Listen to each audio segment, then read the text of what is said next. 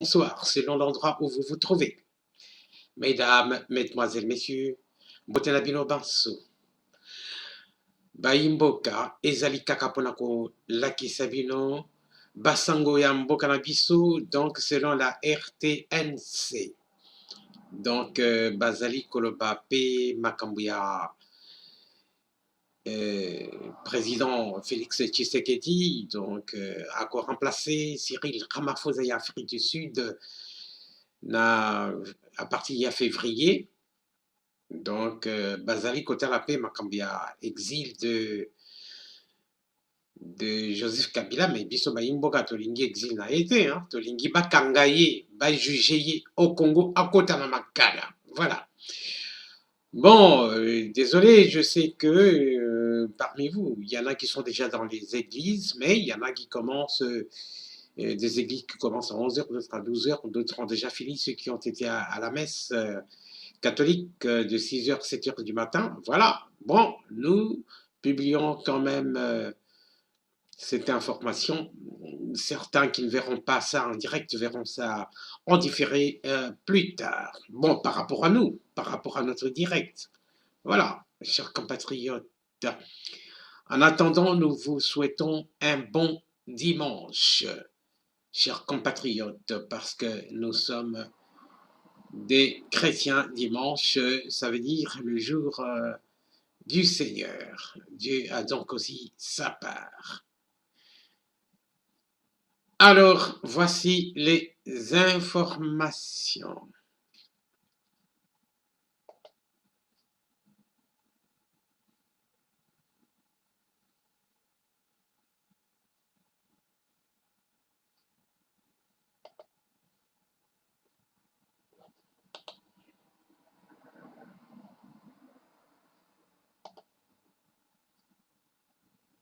Le président de la République a réuni ce vendredi, dans la soirée, le Conseil de sécurité afin de prendre des mesures d'encadrement. Jusqu'à Koussema, Fiston Matondo, reportage. En sa qualité de garant de la nation et commandant suprême des forces armées, le président de la République, Félix-Antoine Tshisekedi Tshilombo, a réuni ce vendredi les responsables des services de sécurité afin de leur donner des directives claires pour l'encadrement de la population en cette période de couvre-feu. Le vice-premier ministre chargé de l'Intérieur et de la Sécurité, Gilbert Kankondé, a fait la restitution des instructions reçues du président de la République. La raison était de donner des consignes de manière précise pour encadrer cette période tout à fait particulière qui, sur le plan sanitaire, présente des menaces de regard de la pandémie de Covid-19. Comme vous l'apprenez à travers le monde, cette deuxième vague est plus agressive que la première. Et c'est ainsi que les autorités du pays ont été amenées à décréter un couvre-feu qui revêt un caractère plus pédagogique que répressif. C'est tout simplement pour attirer l'attention de notre population que ces menaces, ces risques de la maladie sont réels. Il suffit de faire attention aux communiqués nécrologiques ces derniers jours. Vous vous apercevrez que, une fois de plus, les statistiques de décès dus à cette pandémie continuent d'augmenter de jour en jour. Et il a demandé aux responsables des services, de l'armée, de la police, tous ceux qui sont chargés de veiller à faire respecter ces mesures de police, à avoir une attitude ferme, certes, pour faire respecter toutes les mesures barrières qui ont déjà été décrétées et que nos médias ne cessent de répéter de sorte à ce que ça soit dans nos habitudes de chaque jour, mais d'afficher un comportement de courtoisie. La police n'est pas là simplement pour être répressive, elle a un rôle aussi pédagogique. Ce que nous devons éviter, c'est quoi? Ce sont les attroupements, les rassemblements. Ce que nous devons respecter, c'est quoi? c'est le port des masques, c'est la distanciation sociale. Et la police devra veiller à ce que les rassemblements, les mesures barrières de port de masques, de distanciation sociale soient respectées. C'est ce qui nous met à l'abri de la contagion de la pandémie.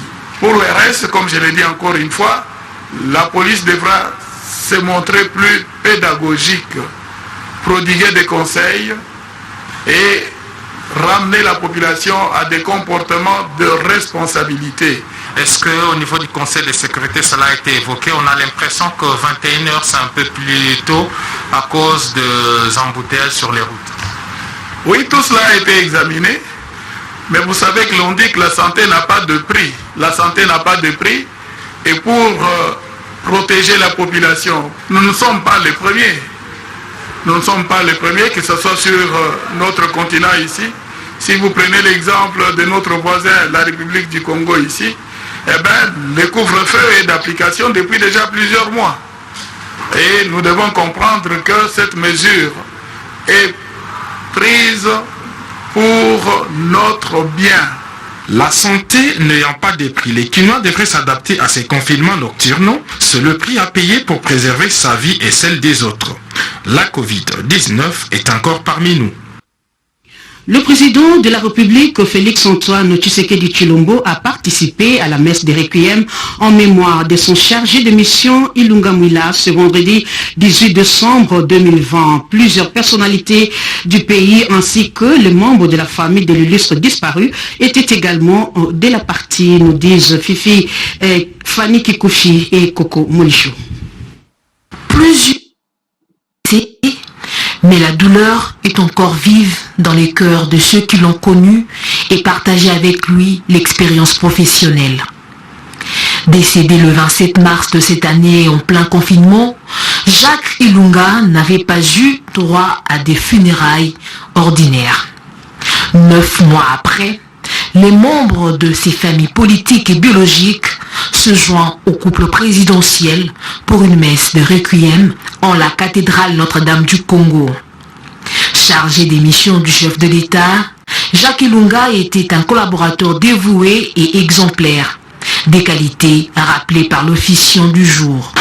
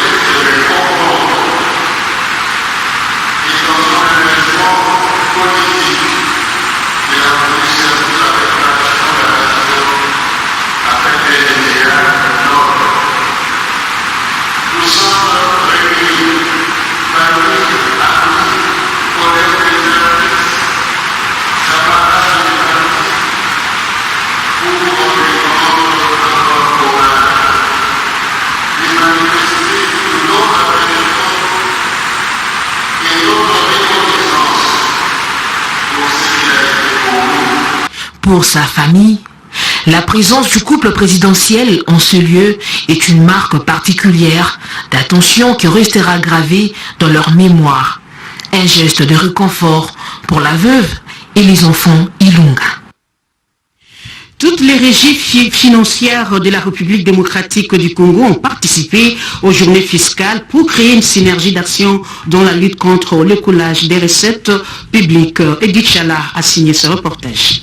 Les matinées fiscales annuelles qu'organise la Direction générale des douanes et accises, DGDA, ont vécu du 17 au 18 décembre courant en collaboration avec Congotech Network, la présidence de la République qui a préparative aux travaux à travers le conseil spécial du chef de l'État en charge du numérique, Dominique Migisha, a voulu cette initiative plus globalisante en associant deux autres régies financières, à savoir la Direction générale des impôts DGI et la Direction générale des recettes administratives et domaniales DGRAD. D'autres services d'assiette, tant au niveau national que provincial, ont participé à ces travaux. Plusieurs experts et acteurs de l'écosystème numérique congolais et des opérateurs privés ayant un lien direct avec ces enjeux financiers tels que les banques, les télécoms et autres, se sont investis dans la réussite de ces journées fiscales. C'est un moyen efficace dans la volonté des pouvoirs publics de lutter contre le coulage des recettes publiques. Un système de recouvrement et paiement informatisé réduit sensiblement la manipulation des liquides et offre une sécurité pour les trésors publics.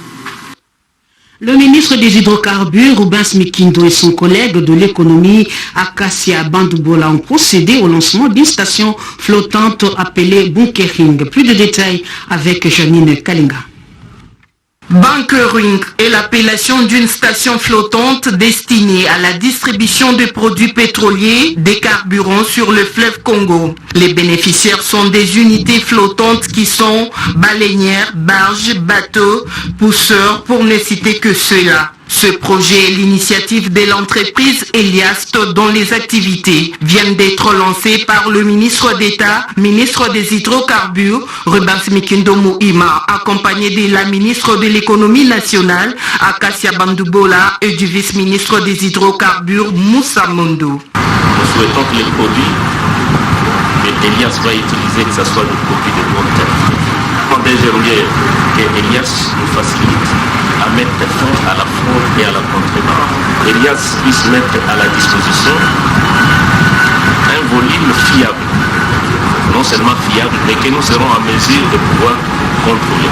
Il y a plusieurs avantages qui sont liés à ce projet, dont particulièrement celui d'appuyer les efforts du patron des hydrocarbures en RDC, déjà engagé dans la lutte contre la fraude et la contrebande des produits pétroliers afin d'assainir les secteurs de l'aval pétrolier. Cette station va mettre à la disposition des opérateurs évoluant sur le fleuve Congo le produit de bonne qualité répondant aux spécifications de la RDC pour un meilleur rendement dans leurs activités et l'augmentation substantielle des recettes fiscales et parafiscales pétrolières. La distribution se fera dans le strict respect des sécurités des normes environnementales en évitant toute forme de pollution du fleuve par les produits pétroliers. Orienter la politique de gestion et communiquer sur la vision nationale des tourbières, c'est l'objectif poursuivi au cours des travaux de la table ronde sur les tourbières ouvert ce vendredi 18 décembre 2020 par le ministre de l'Environnement Claude Nyamugabo, Séverine Pascal et Lopez Kakouba. Les chiffres sont explosifs. La cuvette centrale du bassin du Congo abrite la plus grande tourbière tropicale du monde, étendant sur une superficie de 145 000 km², un stock estimé à 30 gigatonnes, soit l'équivalent de 2 ans d'émissions mondiales des gaz à effet de serre. Le 2/3 de ces tourbières se trouve en République démocratique du Congo. Cette table ronde que lance le ministre de l'Environnement tombe à point pour orienter la politique de gestion de ces dernières. À l'heure où les changements climatiques font peser de graves menaces sur notre planète, les tourbières sont une preuve additionnelle des services environnementaux incommensurables fournis par les écosystèmes de la République démocratique du Congo. La présente table ronde se veut une opportunité de communiquer sur la vision nationale des tourbières, tout en considérant les avancées ainsi que les perspectives de cette thématique tourbière. La FAO a salué à juste titre cette noble initiative à travers son représentant. Retenez que le ministre de l'Environnement a exposé par PowerPoint la situation générale de la RDC quant à ce. Il a en outre rappelé le programme d'action stratégique du président de la République reprenant les objectifs de gouvernance environnementale et à la conservation de la diversité biologique, puis la garantie du bien-être de nos populations futures.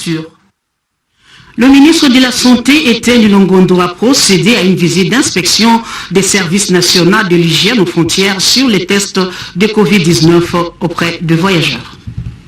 La deuxième vague de la Covid-19 gagne décidément tout terrain en RDC, surtout avec la plupart des cas importés. Le renforcement des mesures sanitaires et sécuritaires dans les aéroports et de postes frontaliers est une nécessité incontournable pour lutter efficacement contre cette pandémie dévastatrice. C'est principalement dans ce contexte précis que le ministre de la Santé, le Dr Eteni Longondo, a visité les stands de prélèvement de voyageurs qui proviennent de l'étranger, en passant par la salle d'attente de prélèvement où il a échangé avec le passager trouvé sur place en leur conscientisant à passer le test Covid sans résistance afin de rompre la chaîne de contamination. Ensuite, le ministre a eu une causerie morale et une sensibilisation des cadres et agents du PNHF. Quant au probable cas de corruption et monnayage de tests Covid, le ministre de la Santé a sévèrement mis en garde les auteurs de ces pratiques irresponsables et illicites. Ce personnel doit travailler avec conscience, qu'ils sachent qu'ils ont ces fardeaux-là de protéger la santé du peuple congolais. Donc, à partir d'aujourd'hui, il y aura des agents de l'inspection de la santé qui vont passer et contrôler le travail qui est en train de faire ici. Si on attrape quelqu'un qui monnaie ce test et sans faire le test, il laisse passer le passager, à ce moment-là, il y aura des sanctions. Donc on ne peut pas blaguer avec la santé des Congolais. Concernant la destination ou la gestion des fonds encaissés lors des tests Covid, le ministre Eteni Longondo apporte plus de précisions. L'État congolais n'a pas assez de moyens pour acheter ce test-là et pour le rendre gratuit. On exige ces montants-là pour que le voyageur puisse participer à l'achat de ces intrants, donc à l'achat de ce test, donc c'est une contribution. Dans le même ordre d'idées, le ministre a tenu également une réunion à huis clos avec le responsable de la DGM et de la RVA sur place à l'aéroport international d'Ndjili. Les provinces de l'Ituri et du Sud Kivu comptent plusieurs agents de l'État dont leur cas nécessite une intervention de la hiérarchie. Situation présentée à la ministre de la fonction publique, nous parle José Baïtouambo dans cet élément de reportage. À l'instar des autres provinces de la République démocratique du Congo, l'Ituri et les Sud Kivu éprouvent d'énormes difficultés pour faire fonctionner l'administration publique. Au nombre des difficultés, la mécanisation des agents de carrière publique de l'État ont avoué le ministre provincial de ces deux provinces venu solliciter l'implication de Yolande Bongo Bosongo pour des solutions. Nous sommes venus voir Madame la ministre pour présenter d'abord le situation générale de la fonction publique au niveau de nos provinces respectives, mais principalement il s'agit de la liste déclarative de nos agents. Nous avons le problème de nos jeunes professionnels qui font souvent les tests de l'ENA, les rajeunissements qu'on est en train de promettre dans l'administration publique, ça puisse être effectif et que ces jeunes professionnels puissent être identifiés et ils puissent accéder aux emplois afin de redynamiser les travaux ou les secteurs de l'administration sur toute l'étendue de la province du Sud Kivu. Et nous espérons que lorsque toutes les batteries seront mises en marche, l'administration publique dans les provinces sera au top et ça va permettre à ce qu'on puisse mettre la valeur de l'argent de l'État dans la province, surtout dans la province du Sud Kivu. Le ministre de la fonction publique, Yolande Bongo Bosongo, qui ne ménage aucun effort pour le bien-être des agents de carrière de l'administration publique, a rassuré ses interlocuteurs de tout faire. Le ministre d'État en charge de l'EPST a fait le bilan de la gratuité de l'enseignement des bases sur toute l'étendue du territoire national. C'était à l'occasion de l'an 1 depuis qu'il est à la tête de ce ministère. Willy Bakonga est au micro de Séverine Katanda. La gratuité de l'enseignement primaire est irréversible, indiscutable et non négociable. C'est une importante réforme acceptée par toute la population et la communauté des partenaires éducatifs. Pour ce faire, les actions suivantes sont à envisager. La mobilisation des ressources extra-budgétaires. Une profonde réflexion devrait être menée autour des financements innovants. Le renforcement des capacités d'accueil du système et l'amélioration de l'environnement d'apprentissage par la construction de nouvelles salles de classe. Le programme d'action du chef de l'État prévoit la construction de 10 000 salles de classe par an. Nous voudrions ici marteler que cette importante réforme, décidée par son Excellence Félix Antoine Tshisekedi Tshilombo, président de la République, chef de l'État, a permis à plus de 4 millions d'enfants d'intégrer ou de réintégrer le système éducatif en allant à l'école. La gratuité a déchargé les parents du poids des frais scolaires et a permis de dégager quelques économies. Tout le monde en parle actuellement et son contenu est diversement interprété par l'opinion. La gratuité consiste à la reprise par l'État de ses prérogatives régaliennes, notamment la prise en charge totale de tous les frais, jadis supportés par les parents d'élèves, motivation des enseignants, construction, imprimé, etc. Elle concerne primordialement les enfants des familles démunies. Il s'est tenu dans la capitale un forum axé sur la liberté d'informer par les médias organisé par les cadres du programme Média Section Développement. Les détails dans cet élément que nous propose Malumbela. Un moment de partage d'expérience entre ces juristes, les parlementaires, les défenseurs des droits de l'homme ainsi que les journalistes. Ces derniers se sont penchés sur des difficultés qu'éprouvent les professionnels des médias d'accéder aux sources d'information. L'enjeu ici est de faire améliorer l'application du cadre légal des droits d'accès à l'information publique. Nous construisons le même pays avec deux aspects. Un aspect information caché, utile à détecter l'ennemi, utile à agir de manière secrète par les services de sécurité, mais une information utile à la société qui doit être divulguée au public. Les questions de menaces sont des questions qui bloquent l'épanouissement, l'éclosion de l'information, l'accès aux sources d'information. Appelés à diffuser l'information vérifiée et juste, les journalistes restent confrontés aux menaces après la diffusion, alors que plusieurs textes et les lois leur confèrent le droit d'accéder aux sources d'information. La sensibilité du travail du journaliste, c'est que lui, il apprend par son cursus. Le journaliste est formé pour ne pas tout connaître, mais savoir un peu tout sur tout. Nous, les politiques, en tout cas pour ce qui nous concerne dans le cadre du G13, on a fait un effort pour être le plus transparent, parce que nous considérions justement que les questions des réformes électorales, c'est des questions qui déterminent notre avenir collectif. Les structures qui militent pour la liberté d'informer par les médias, Media Development Activity, les centres d'échange pour les réformes juridiques et institutionnelles, ainsi que l'Internews, organisateur de ces forums, estiment qu'il est temps de changer cette situation qui constitue une entrave, un blocage de l'exercice des métiers d'informer le public. Le peuple Teke Umbu, originaire de la ville-province Kinshasa, soutient les efforts conjugués par le chef de l'État au fin de l'avènement d'un État de droit et de la restauration de la paix et la sécurité, gage du développement. Suivez. Nous, peuple Teke Umbu, autochtone de la ville-province de Kinshasa, réitérons notre soutien indéfectible au président de la République, chef de l'État, son Excellence Félix-Antoine Tshisekedi Tshilombo, et exprimons notre satisfaction pour le dénouement heureux des consultations nationales organisées à Kinshasa, siège des institutions de la République démocratique du Congo, la terre de nos ancêtres. Nous, originaires de Kinshasa, soutenons également tous les efforts conjugués par le chef de l'État au fin de l'avènement d'un État de droit et de la restauration de la paix et de la sécurité, gage du développement et du décollage de notre pays. En outre, lançons un appel vibrant à tous les acteurs de la classe politique congolaise à œuvrer pour la paix, rien que pour la paix, et nous décourageons toute tentative de déstabilisation de notre pays pour des fins politiciennes. Au demeurant, nous sollicitons la prise en compte de la représentation géopolitique de Kinshasa comme province, facteur de la consolidation de la concorde nationale.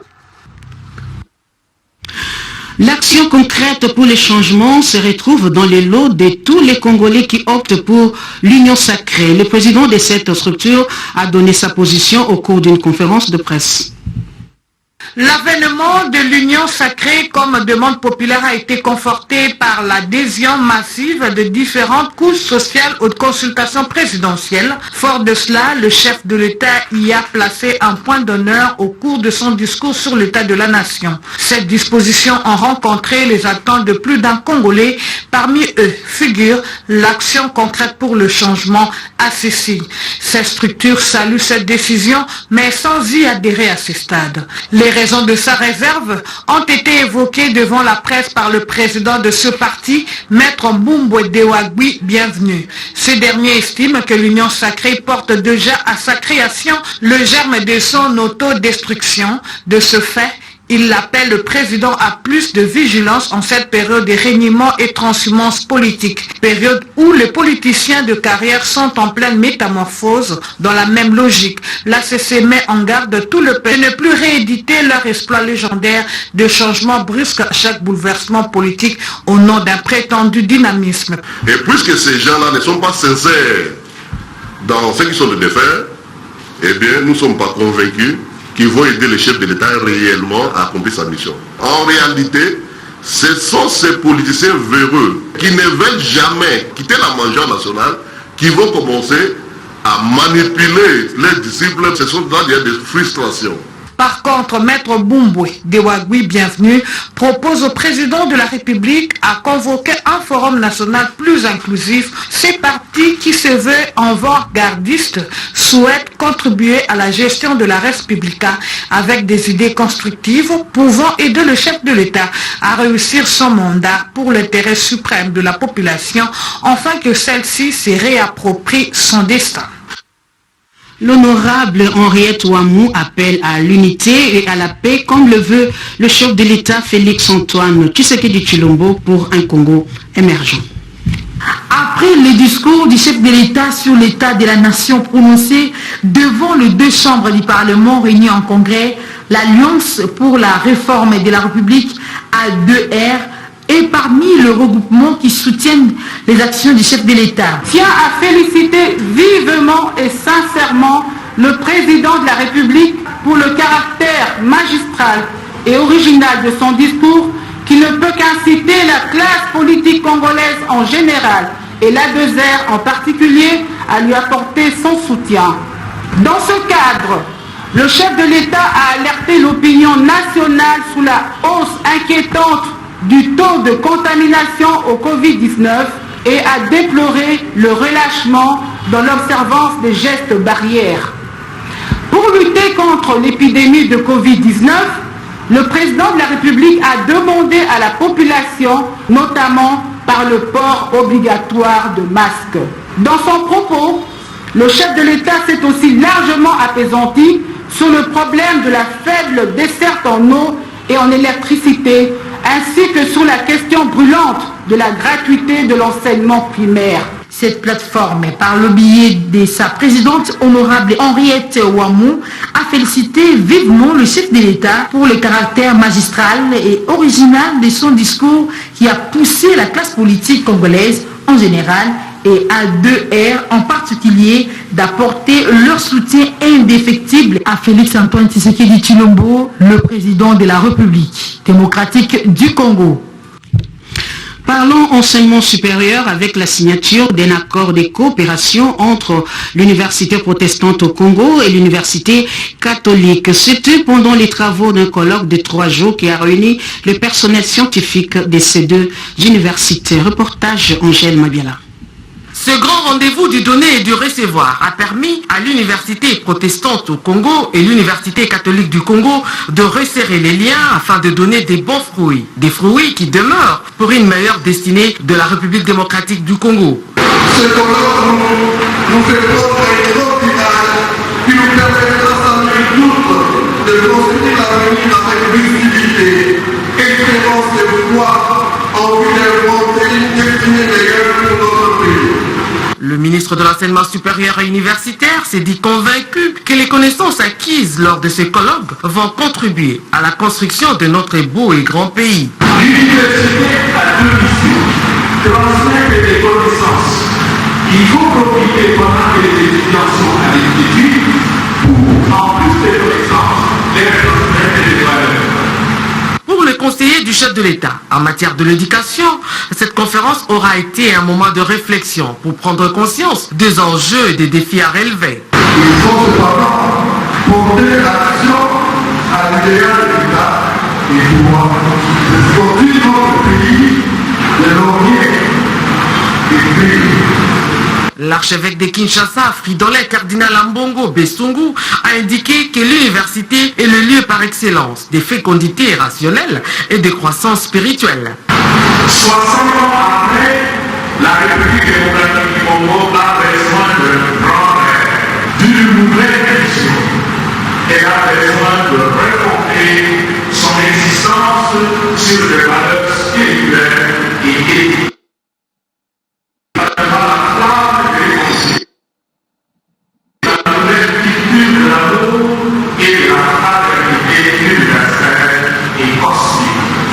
Les deux universités ont formulé des recommandations, entre autres, éviter la vente anarchique des syllabus préparatoires de la Constitution du 18 février 2006, augmenter la part du budget national alloué à l'éducation et veiller à son exécution efficace et efficiente. Voilà, ainsi s'achève cette édition d'information. Mesdames, Messieurs, merci d'avoir été des nôtres. Merci également à toute l'équipe technique. Merci surtout